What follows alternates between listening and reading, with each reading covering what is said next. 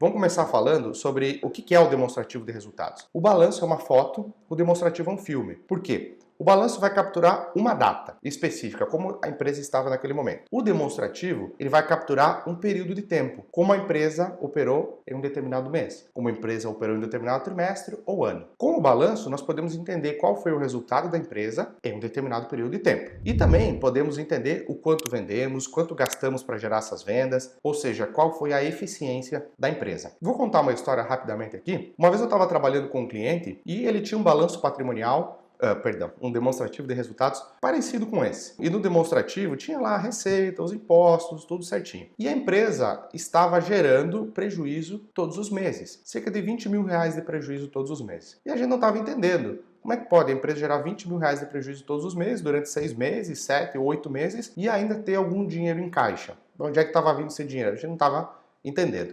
Eu fui dar uma olhada e nós descobrimos que tinha um erro de lançamento. Basicamente, o frete estava sendo lançado 2 vezes. Estava sendo lançado nos custos diretos e estava sendo lançado em despesas gerais e administrativas, por exemplo. Então, nós estávamos contabilizando 2 vezes a mesma despesa.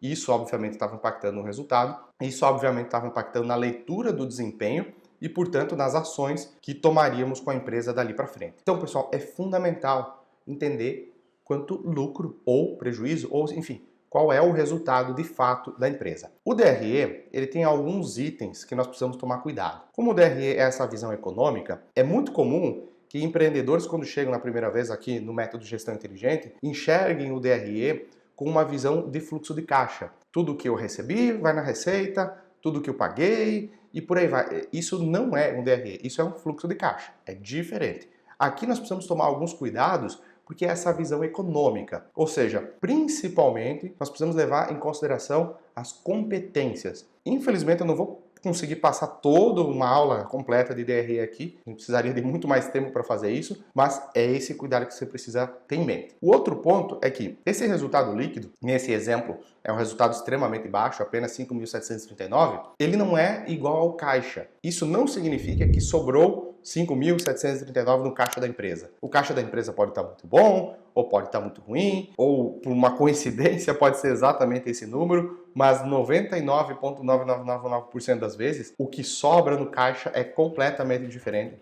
do resultado líquido. Isso nós precisamos ter super claro.